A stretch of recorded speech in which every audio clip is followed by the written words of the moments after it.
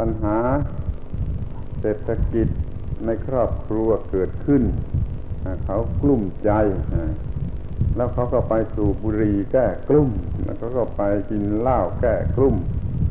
เขาไปเที่ยวทำสัมสอนทางเพศแก้กลุ้มเพราะว่าปัญหาเศรษฐกิจในครอบครัวมันไม่ดีเขาว่าอย่างนี้ ก็เอาเรื่องเศรษฐกิจชนิดนี้มาเป็นหลัก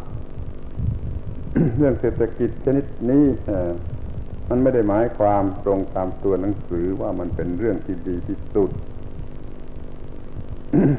พูดกันอีกทีหนึ่งอีกทีก็ได้ว่าที่เรียกกันว่าเศรษฐกิจตามความหมายที่เรารู้สึกกันอยู่ทั่วไป